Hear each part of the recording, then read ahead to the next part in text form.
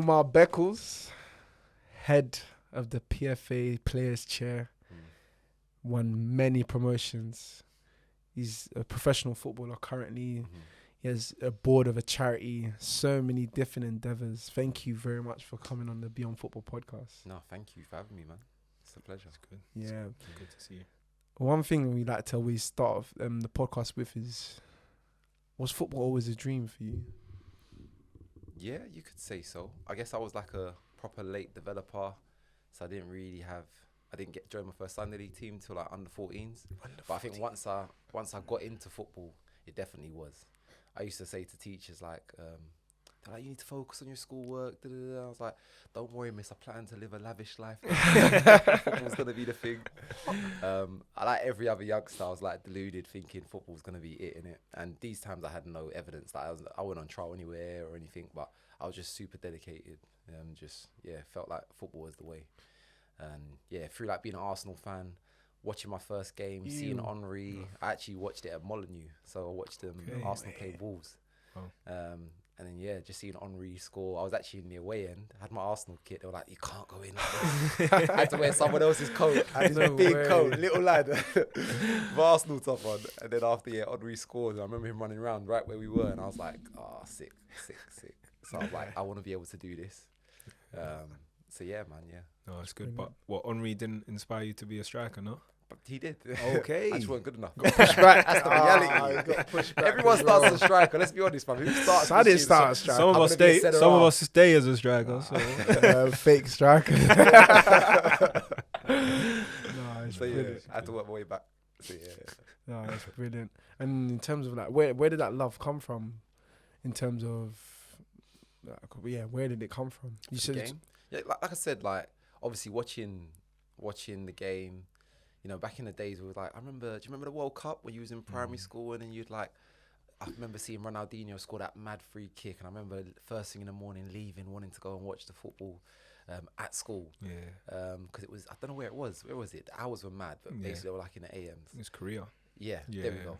So, I remember watching that and just being like very buzzy, playing in the playground, just like feeling like, you know what, actually, quite into this.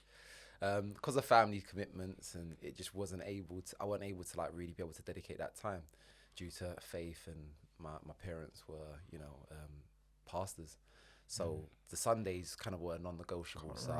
I'm sure a lot of lads have been in that scenario. Yeah. So that kind of held me back, but I think it was a blessing in disguise as well. That playing it, I guess, that kind of fueled the passion of wanting to play. And I guess maybe because I got into it so late, I was fresh. So a lot of lads that probably had to deal with setbacks from an early age, I didn't really have to deal with any of that. I just had this fresh buzz to like, I want to go after this. And when I got little rejections, I was like, I'll go again. Brilliant.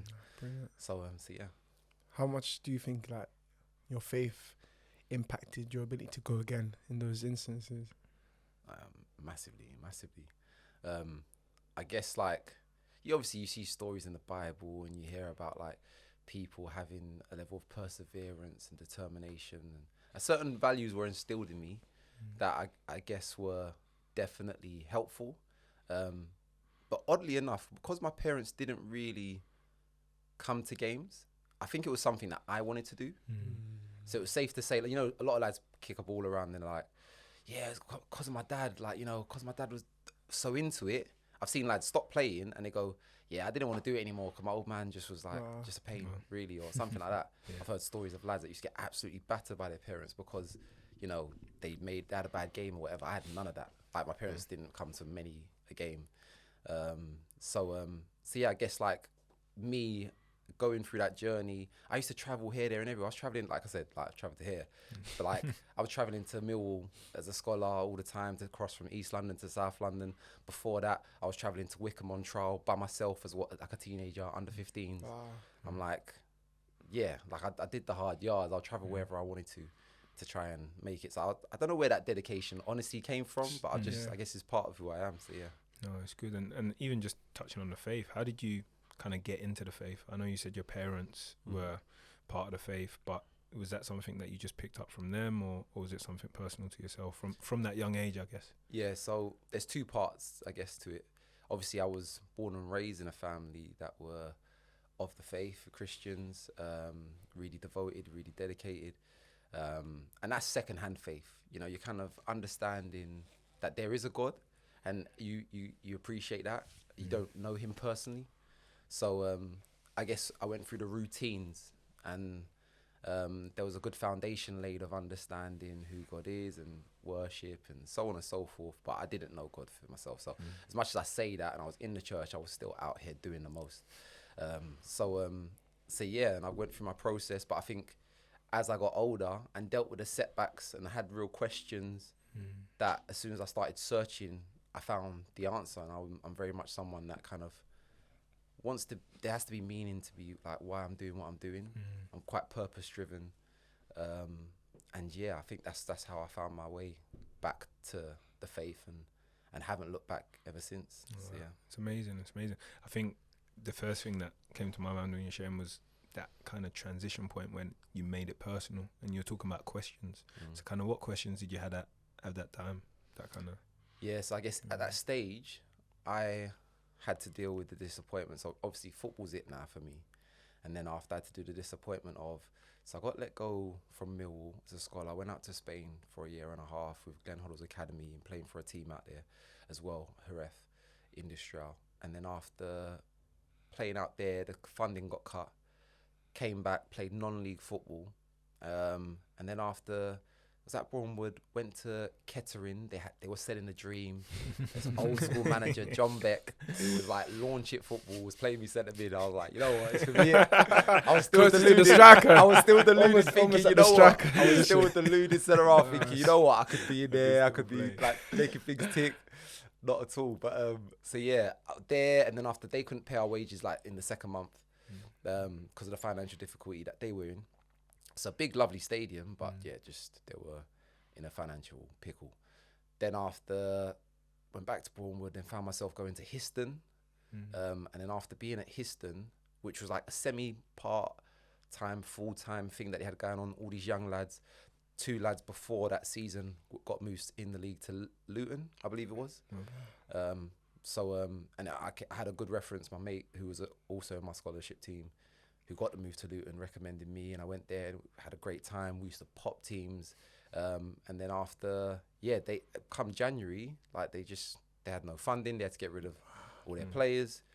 So it was like, just dealing with those disappointments when football was everything for me. And now this foundation was proving itself to be not secure, not solid. And I had to find something that was secure and solid. So in that time of dealing with the disappointments, I'm asking the questions. I'm like, what's the meaning of this? Like, why am I doing this? What's the meaning of life? Do you know what I mean? It feels like it's unfair. And then as I was searching and I was asking my dad these questions, he kind of really took me under his wing, discipled me, and I really kind of committed my life and my walk to God. So like, you know, reading the Bible for myself, praying, all these things that I probably didn't really do, but you know, I'd attend church. Do you know what I mean? What age was that? Sorry. This is probably about like 21 or 20, 21. So yeah, about 20, 21, probably 21 more so. And then, yeah, I just really started, I'd like tithing, just all these things where I was like, I felt really convicted that I really wanted to know him on a personal level. And yeah, it was through that journey, through that process that, yeah, I haven't looked back since, and I've encountered God in a personal way, and yeah, it's shaped me to who I am. Yeah, that's beautiful. I think it's so interesting to hear that story, because it's a common story here of like young people going through or finding their faith maybe like later on in their adolescence. Do you think like there's something that stops you from actually dedicating your life to God fully when you're younger, in your like teenage years? Yeah, there's a lot of things. I guess, you know what though? Having the right support is fundamental. I'm a part of an amazing church right now, Jubilee Church. We have a really good support mechanism. They do this festival conference event for young kids called New Day. So it's like, we had nothing like that. It's like the discipleship gets lost in that tender age. And then that's probably the worst, because like testosterone is running wild. The only validation you're getting isn't from maybe a church, but you're getting it from guys on street or football. So like, you're finding and you're searching for this validation, and you're being affirmed in all the wrong places. So yeah, I kind of found myself in that same place without the accountability, without the support, in isolation, which is, it's not healthy. So I definitely feel like that's probably why that happens more often than not. But I think that's changing. Yeah. I'd like to think so. That's good to hear. And you said you started going into the academy system, or started taking football seriously around under 14s. So I was wondering, like, up until that age group, like, what are some like sports or activities that you were involved in before you actually dived deeply into football? Like, so this is where things have changed drastically. We live in a different world now, innit? But I just used to play out. Like, we just used to play out. And Like, we just knock down ginger. just knock down No. ginger, run outs, like Kirby, you used to play Kirby. Curbs. Kirby, yeah. Go away. I'd Yeah. actually destroy all you guys. Change it to curves now. It used to be Kirby. I know back in it my used to be day. Kirby, boy. It's curbs. But yeah, Yeah. I'm revealing my age more than anything. but yeah, I used to get on my bike and we used to just ride. You know, Mum would say, just stick around here. And these times I'm like, I'm out the borough. Like, I'm just miles away. So yeah, we used to just go out and just play, innit? And I feel like that's something I think probably is lacking maybe in the younger generation that's coming through. Because we used to just travel, play, the freedom, explore. And I think every I'm speaking for men in particular, boys becoming men, I think there's this element in you where you're like, there needs to be like an adventure. Do you know what I mean? But everyone's kind of stuck in their house playing games. Don't get me wrong, I played games as well, but not to this level. It was like the activities were outdoor. Everyone wanted to get outdoors. So yeah, man. And 60 seconds playing football while I was out. But you're playing it on concrete and, do you know what I mean? Using Mad surfaces. using your jumpers, the goals, the Yeah, bins. goalposts, 100%. So Everything. proper throwback. Yeah. So yeah, man. And I don't get me wrong, I guess if there was a different sport I played, maybe a little bit of basketball nice. at a park. But yeah, it was more so just running around with my mates, just doing the most. Yeah. How do you feel those early experiences have helped you on in life where you are today, or even part of the journey? I think when I think sometimes, like, I guess running around for me, like, I guess in pre-season I probably I'm an athletic footballer. Do you know what I mean? I guess that's how I label myself, and I'm quite fit, especially for the position I play. So in pre-season, I wouldn't find myself like at the back of the pile. Do you know what I mean? I don't mind doing a bit of running. So, but I think that's come from, like, literally we'll play run-outs and we'll just run for days. I'll ride my bike and we'll just be riding. So like, but by the grace of God, do you know what I mean? I've not had any major severe injuries, quite robust. But I just think that's because my body's been exposed to doing all sorts, like climbing, like buildings. I wouldn't recommend it. Do you know what I mean? But just doing doing all sorts where you're like, This is our PFA chair, you know. Hey, everyone's got to start somewhere, man. everyone has a pass. Everyone's got to start somewhere, man. So yeah, I just think like that obviously probably prepares your body in a different way to do certain things. So yeah, man. Yeah. Oh, that's big. And how did you go from just like taking football seriously at under 14 level to end up being in an academy system, which is, it's not something you hear of. It's not really common. Yeah. So I guess I was very fortunate in where I've been placed and where I live, and some incredible people around me that were just wanting to be excellent for me and for kids in general. So there's these brothers, Danny Bailey, Trevor Bailey. They had their own Sunday league and academy sort of system that they were running. Trevor worked at our school. He kind of recommended me to go to Interwood. One of my classmates went to the same team. And then after, so yeah, that's how I kind of got into Interwood. And I was trialing there for like a long time as well. And then I ended up signing. And I think they were reluctant signing me anyway. But yeah, ended up signing there, and just, I guess I was just so far behind, and I really wanted to do football because of the social element, but also enjoying the game, that I was like, I really want to just get better at this. I really want to be way better at this. So I just trained.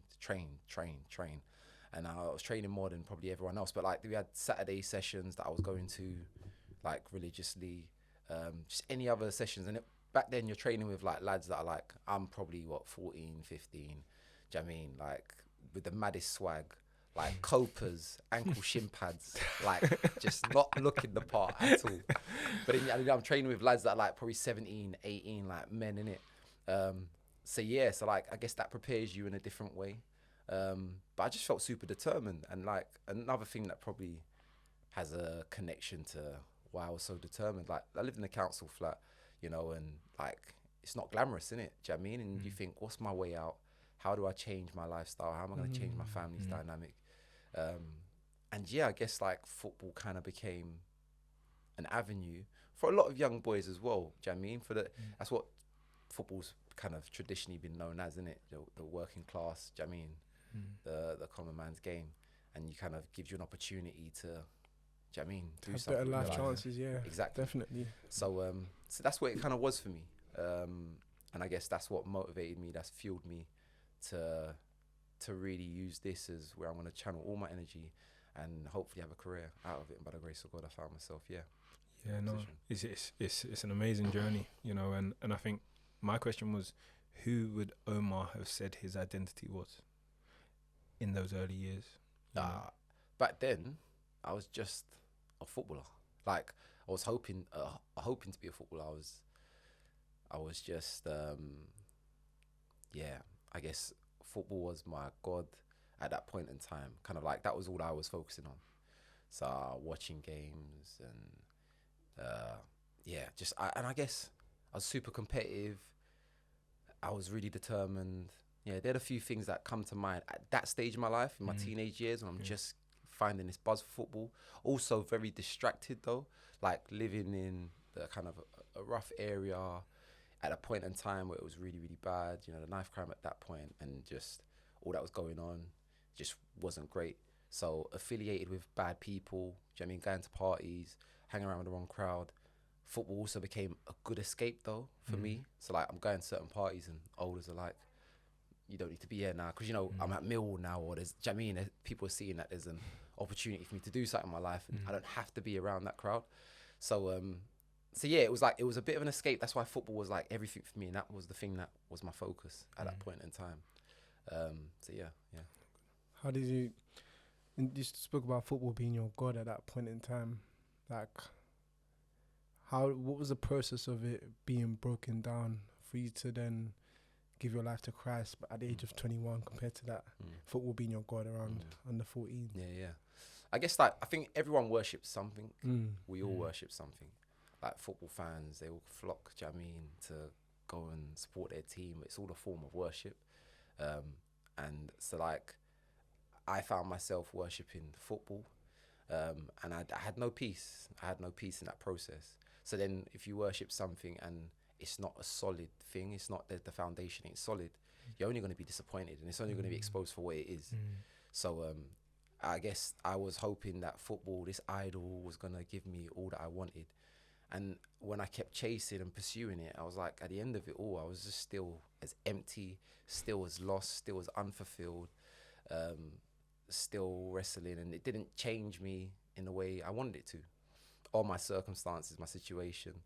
So, but once I kind of went through the disappointments and the setbacks, it was at that point I had to really start saying to myself, you know what? Like, yeah, what is the meaning of it all?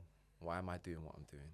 I don't want to be going through the motion. There has to be some purpose. But I had this strong sense of like, I guess it could have been my church upbringing, but like, you have a purpose. You're called. You're brought onto this earth for something, for some reason. And knowing that was always sitting in the back of my mind. There's a scripture that says, train up a child in the way that they should go so that they don't depart from it.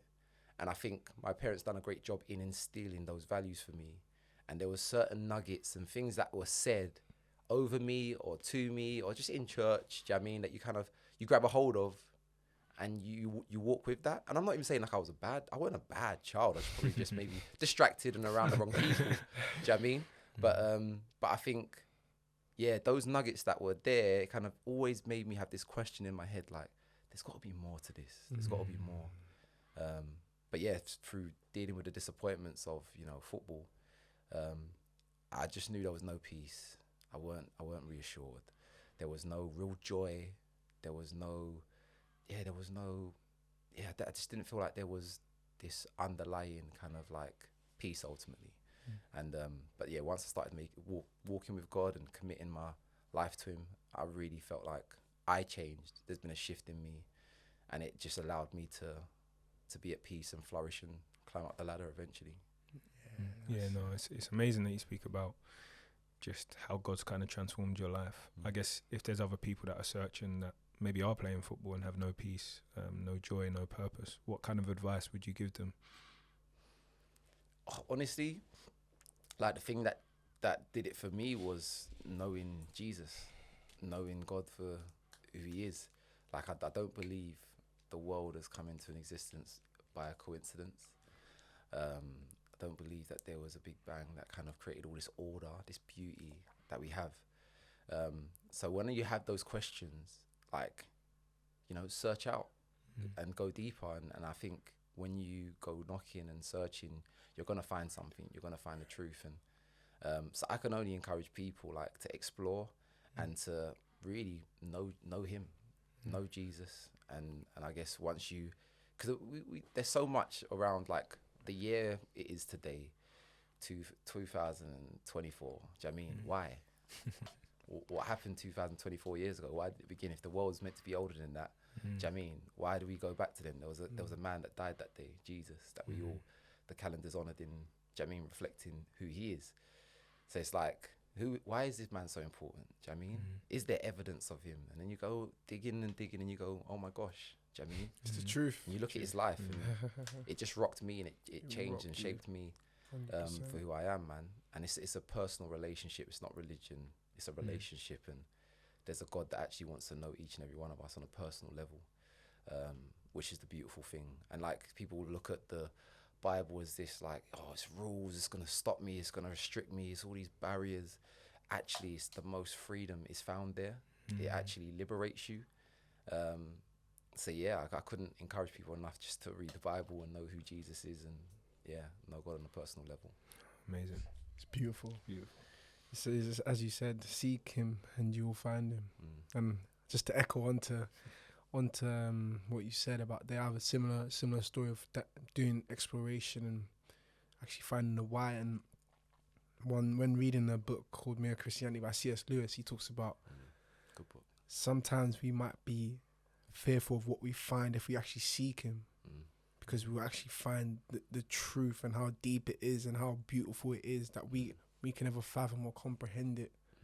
So yeah, that would just be an encouraging thing, I would say. But in terms of like your experience at Millwall and then your experience getting released and going abroad, coming back and navigating non-league, how did you keep that determination and drive? Or was it at the same level it was initially?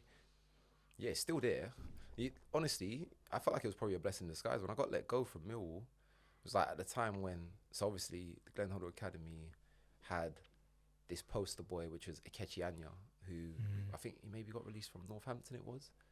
Went out to Glen Hoddle's Academy, they played games against teams, and he signed for Seville. He's the same guy that's known for the running down the wing, crossing it, and Deeney scores. It's that historical moment in the Championship playoffs. Was it the playoffs or just in the league? I'm not sure, but either way. So yeah, he kind of, his career kicked off and he signed for Seville. So after that, this is when like Barcelona tiki-taka is full just flag. Underway. It's like Iniesta, Xavi, Iniesta, like not even Busquets, I don't think. I think Busquets was like just breaking through. Yeah. It's like everyone's now watching Spanish football. Like the El Clasico is massive. Yeah. That's the biggest game to watch at this point. So yeah, I guess you're at the height of football in Spain, and I guess we're all English boys abroad. So it was like, it just seemed like a good opportunity. I guess for me as well, I didn't have, like, I got into football so late, so there was no under 23s at the time. They're expecting someone like me who's played Sunday League football for 3 seasons, to have another 2 years in, semi-pro football and be ready for, do you know what I mean? Elite football, men's football, which I was close and on the cusp of, and felt like, I was around the first team a lot, traveled with them pre-season tours, on the bench. But yeah, like it was just probably too much too soon. I needed that extra development. And I think that was like my under 23 kind of experience, or under 21 experience, because of Glen Hoddle. The academy was very technical based. The camaraderie is great because you're English lads abroad, and do you know what I mean? So it's nice being out and away. And then after, I guess for a technical aspect, it just kind of, I was able to like just really refine my skill sets and craft and be ready for the game that was basically developing from head it, kick it, channel balls to now teams like, you know, centre halves have to be ball playing centre half. So yeah, I guess it kind of helped me to be able to adapt in some way. So yeah, but that determination was always there. Like I was always dreaming. There was the hope. It's still fresh then. Do you know what I mean? I haven't really dealt with much rejection at that point in time. Okay. So because there's not been much rejection, I'm still like, oh, come on. Let's go. Let's keep Let's going. go. Do you know what I mean? Yeah. So yeah.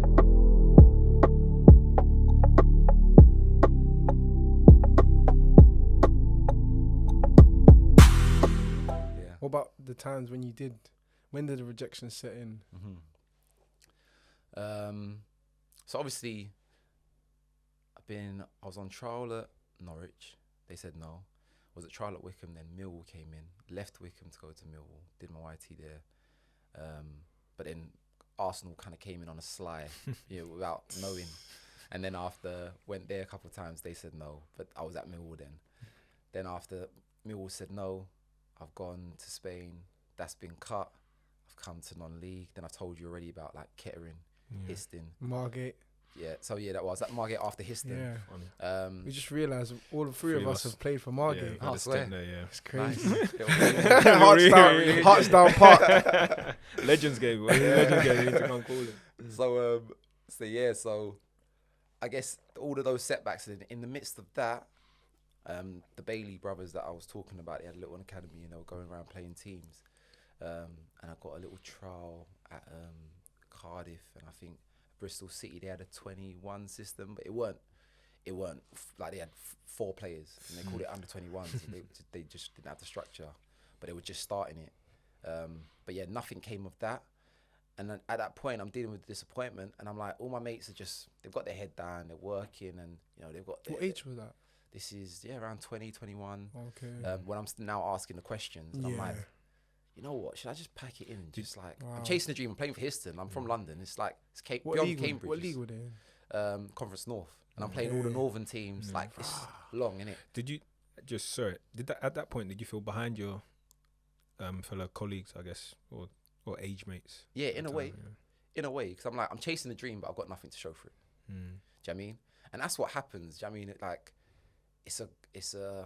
It's something that everyone faces, that challenge between making ends meet, having, do you know what I mean? Like chasing a dream, or what's the point that or you working stop, and just bringing in some finances. Yeah. And you go, the dream, you have to really invest till you see the fruits of it sometimes. And then, but like I was in that, and I was like, but my mates are like, they're not chasing the dream, but like they're just working and enjoying it, man. man. They can go on holiday, they can do this, that, and the other. I'm like, can I go on holiday? Yeah. Do you know what I mean? Like, I'm not working, I'm just doing this football team. Yeah. But when you're doing it semi-pro, it's not. Do you know what I mean? Yeah. It's not allowing you to live freely. Stability in it. Exactly. Yeah.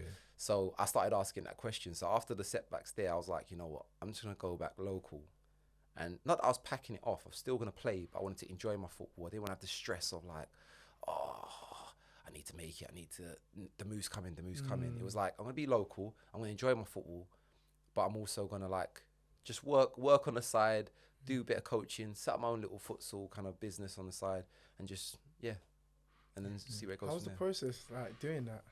Actually setting up your own thing. So the PFA was a support mechanism for me at that point in time. So I did my level 2 as a scholar, but then Jim Hicks recommended me to do my UEFA B. So in this process, actually, while I was at Bournemouth, Kettering kind of phase, I did my B license. Like I was At 20? At 20. Wow. Mad. I was like super young. Because I was like, you know what? I probably need to just start thinking about what I'm going to do next. So I did my B license. And then after, because someone saw something in me, I was like, you know what? Let me give it a go. Gave it a go.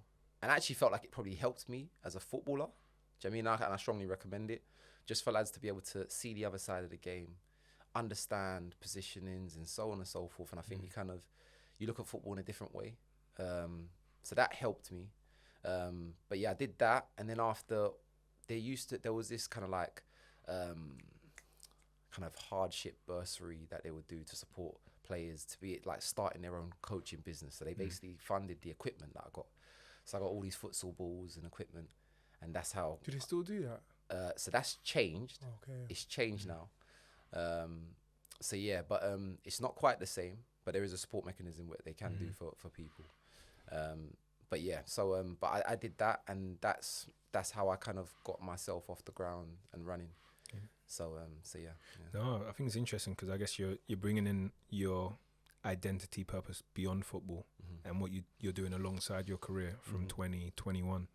How has that kind of continued to kind of where you are today? Yeah, no, it's been important. It's been massive. In non-league, a lot of lads, they're part-time and they've got their job. And a lot of lads are sacking off going full-time, or when their team wants to turn full-time, they have to leave because they're in good jobs, do you know what I mean? And they can't afford to step away from that. So you're witnessing lads that are doing both. They're working, but they're kicking ball, do you know what I mean? So I think I always had this understanding that, you know what, I've got to do both now. In semi-pro football, it's kind of just the nature of the beast. So as I came local and I'm now doing both, I've just always had it in my mind, and there's this kind of work ethic that's been instilled in me since then, where I'm like, I feel like there's more that I can do. So even as I got into full-time football, I've just kind of naturally always wanted to do more, be it education, be it community stuff, giving back. There's just been, this, I'm aware of the transition. I'm aware that football ain't forever as well. So that's another thing where you're like, yeah, if I'm gonna transition smoothly as best as possible, aware of the issues for a lot of lads when they do transition, I want to be best prepared for that. So yeah, just refining my skills, sharpening my tools, and just making sure that I'm prepared for whenever that happens. Yeah. Do you think the non-league system prepares players to transition better than the academy system? You've already transitioned when you're in non-league, so okay. You're in the do you reality. think so? I think if you're part-time, I think you have. I think to some You've extent, transitioned. I think you've transitioned out of the concept of being in full-time football. Okay. So like that's a transition in itself. Yeah. Going from a full-time team to now a part-time team that's a transition. Yeah. But it's Do not you know what I mean? out of football. It's not out of football, but I feel like it's coming to terms. You're in like I said, I was in an environment where lads are doing both. Yeah. So you either accept it for what it is, or you don't, you don't. But I think it is ultimately a transition because of the elite level and the semi-pro level. They're just two different levels. So you've transitioned to something different. Crazy, It might look the same, but it's different. Interesting, man. So I think because you've had to deal with that, and when you come to terms with it, you realise, okay, cool. Do you know what I mean? And I think it could either knock you for 6 and you don't come back for it, or you can use it for the better. So I try to use it as best to help me and aid me. How did you use it? Because obviously coming after Millwall, then going to Spain, and then going into the non-league system, did you how did you come to terms with it? Yes, I guess I started to realise that there were other things that I was passionate about, and that once you get exposed to that, I just think it only supported me holistically as an individual. Top. Do you know what I mean? So I set up my own futsal business that kind of turned into a giving back initiative, because I was taking these kids who couldn't cross barrier lines because of, like, you know what I mean, borough lines, sorry, should I say, because if they got seen, they'll probably get stabbed by this person. So I'm picking up one lad from his house, taking him there, we're chatting away, and he's like, I've never been to an England game, I've never been to a football match. And then after, I'm taking profit or proceeds from that, and I'm going, I took the whole bunch of lads like to England v France at Wembley one time, because I realised actually I was quite passionate about people. I didn't realise that though. You learned that through actually doing it. Do you know what I mean? So I was out there and I'm working with kids, and people are like, you're really good at this, and I go, oh, am I? Do you know what I mean? I didn't realise that. But then the more you're doing it, the more you're like, actually, I'm quite into this. I actually don't mind being around kids. Do you know what I mean? I think there's something there's an inner child in me that I'm like, I get a bit buzzy and so on. It's kind of like, I don't know, when you guys play football and when you're first starting out and you're learning a skill. For me, it was when I was learning to do a side volley. I was so bad at it at first. I never thought I could do it. When you start getting it, you start connecting with it. It's like that buzz, that dopamine rush is just crazy. Yeah, no, it's interesting. Mine's kick-ups. Yeah, I never used to be able to do kick-ups, but now I can smash it, you know. But I guess it's learning who you are in practice, through exploration, through discovery, through actually getting out there. You actually discover who you are, what you're good at, and what you can kind of bring to the world. So it's interesting. I know we stopped you mid-flow, but it was a funny thing you said though about kick-ups, because I was horrendous at them. And probably still am. My teammates to say it. But I remember we were out in Spain's Glen Hollows Academy, and they swore by it. There were literally sessions, just kick up sessions. Kick up. Wow. We're just in the paddle courts, left foot, right foot, left foot, right foot. They'll do all these different ones where you're like, above your head. So you got like above your head, check your shoulder, and then still keep it up. Like you're just doing it for days and days. There were some lads that were like just unbelievable, right? And some lads that really kicked on and had really good careers. Sam Klukas, Jordan Hugel, George Thompson, and Mickey Demetrio. They're in the league as well right now. So there's been like a good bunch of players that have done well through it.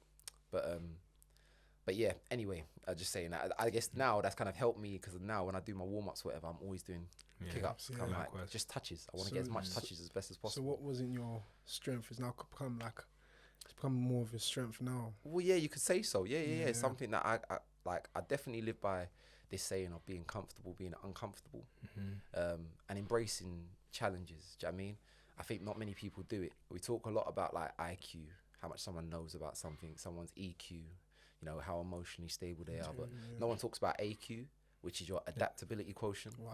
But like brilliant. to be able to adapt, I think you have to be able to be prepared to be uncomfortable with what change looks like. People don't like change. People don't like change. So when we're talking about the transition, that's that adaptability quotient. You either embrace it or you don't. And that's really important for me to know, like, you know what, no matter what life throws at me, because football is unstable, I could be someone's hero and I could be the villain the next day. But if I have the ability to adapt, I'm going to be okay. So yeah. It's interesting. There's a quote that comes to mind You from a gotta director. Say it, bro. Say it. And it was he said, football's not about survival of the fittest, but survival of the adaptable. You know, and it made me realize that it's great to be big and strong, but if you can't deal with change, there's no longevity.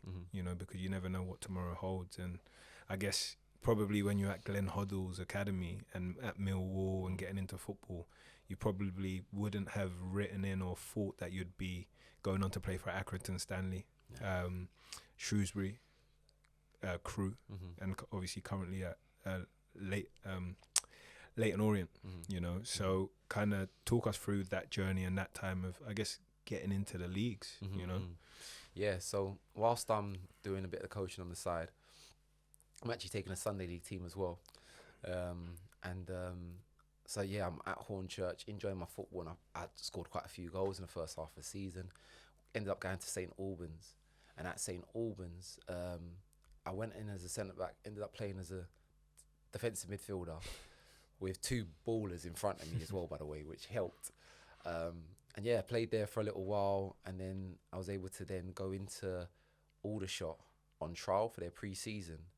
And obviously, like I said, in pre-season, I'm quite like fit, robust, and just, really kind of showcased myself in a good way and played centre half and then, just played the whole season there while still coaching this Sunday League team. So I'm living local, I'm close to home, coaching this Sunday League team whilst I'm at Aldershot, and have a really good season. I really enjoyed myself at the level. And just, I've always had this conviction that, like, I was good enough. I just needed the opportunity. And I don't know what that confidence came from. Do you know what I mean? But I just always backed myself, and I think that's something that's really important as well. Do you know what I mean? Having that self-confidence, yeah. And it's not. There's a fine line between arrogance and being deluded. I'm not saying about being deluded now, yeah, because there will be lads and there will be people that will say, you know what, I was decent. No, you was miles off. You was miles off it. Do you know what I mean? Like, be honest with yourself. He's shooting shots, you know. no, but that's the reality. That's the reality, though. But then there's also the idea of, you know what, like, it's how you bounce back in it. So, you know, if you know what you're not good enough that day, you know it was just a day. Do you know what I mean? And I'm confident enough to know I'll go again. Do you know what I mean? And it doesn't follow with another bad performance or whatever it may be. So, yeah, that confidence was really important. So I ended up at Aldershot and had a really good season there. And Accrington then came in for me, and I jumped at the bit. Of just like playing in the Football League for me. I'm like now seeing like, oh, it's coming together.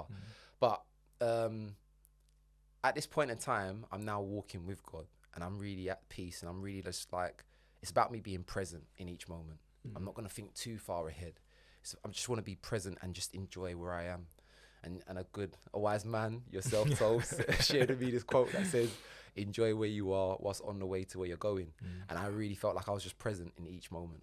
I was just really present in each moment. Whereas before then, I was like, "This is important because if I slip up, I'm not going to be able to do." I was like, "I'm not asked. I'm just going to enjoy. I just really want to enjoy my football," and I think that allowed me to be freer. So yeah, and I was doing it with the Holy Spirit. So obviously, I was able to operate with a level of peace and joy in the process. So yeah, man, I kicked on from Aldershot, went up to Accrington. And I ended up telling my missus on her birthday I signed at Accrington, and she's like, "What?" So yeah, probably didn't apply wisdom there and then, but I was like, I felt like it was an opportunity I couldn't turn down.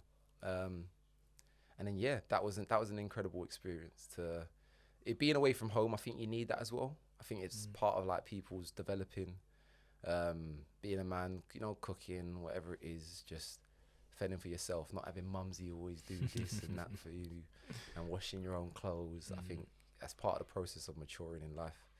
So yeah, I ended up staying in the house with a bunch of lads, which was an interesting experience. In Kirby as well, which is like meant to be like one of the roughest places in Liverpool as well. Had some funny encounters with people whilst walking from the train station to the house from the pub, and just like, yeah. Anyway, we'll leave that for another day. But yeah, so but that was Accrington was a really good place for me because they believed in me, and I felt like the manager really. He felt like he struck gold. It was like he used to call me like, "You're an alien." Do you know what I mean? Like, you're fit. Like, what can't you do? So basically, that's what he used to say to me, innit? But it's like having someone that believed in you in that way was just so good for me. And even when I slipped up and had a bad game, and I've had stinkers, that they would be like, they would still believe in me, and they'll still play me, and they'll still play me, and they'll still play me. And they kind of had this system of they wanted to move people on, although they wanted to kind of hold a couple of us back that season at the end of it. Yeah, a lot of people did kick on. So yeah, and then I ended up at Shrewsbury. But yeah. Shrewsbury, and then Leyton Orient. Talk me through that experience of winning a promotion last season. Yeah, it was special. Special. Because that's my first, and especially as like to do it as champions as well. Many people get promoted. Not many people do it as champions. So it was absolute blessing. I guess like I was obviously when I was at Shrewsbury that season, we were close to like, we had an unbelievable start where we almost got to the playoff final, and we got to the Papa John's final, it was called at the time. So we went to Wembley twice and we lost twice. So tragic. But then after being there for 3 seasons, also playing out of position at left back and feeling like they didn't really see me for who I am as centre back, I went to Crewe, which was kind of like this reset. This is who I am, and I still needed to be coached, and I was coached, and I appreciated all that I learnt there. But then after going home, it meant something more, because Leyton Orient's the club I used to ride my bike when I was semi-pro football and go and work at a primary school. You know what I mean? And then after going then back past it to then go semi-pro football, it was like. I've always been aware of Leyton Orient. It's always been kind of like my second team as well. If you speak to not all, but like there's quite a lot of Orient fans that would say, "Yeah, no, I support Tottenham, I support Arsenal, but it's my second team." Yeah. So yeah, it's kind of always been that for me. Yeah, I guess to be able to come back, it was always I'm passionate about my local area.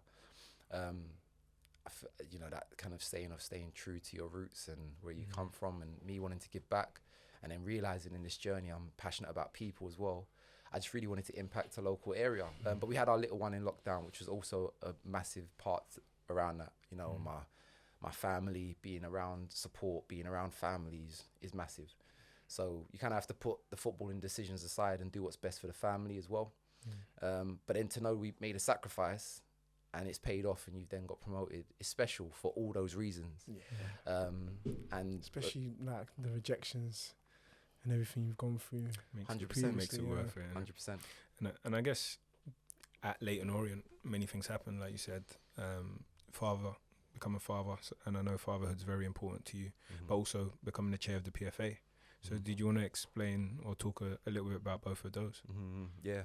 I think there's another point that's really important is like having that good support mechanism around you. So I've got a really good agent who's helped me off the pitch loads, and he kind of recommended, I think this would be really good for you, sitting on a board. Do you know what I mean? You speak really well, da da da da. Wow. So, you know, I thought, you know what, I'll take a punt.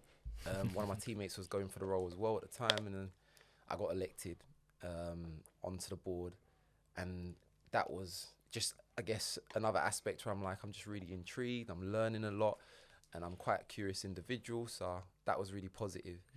So in the season where we got promoted, we've had an incredible start. Our chair, John Massinho, he has to step down because he's taken the Portsmouth manager's role, which is an incredible appointment, and he's had an incredible season, by the way. And I hope they get it done and they go over the line and get promoted. But yeah, he stepped down, and it created an opportunity where we had to go for a re-election. So yeah, I guess I didn't want to put myself forward initially, but I had people who kind of encouraged me. I think you should consider it.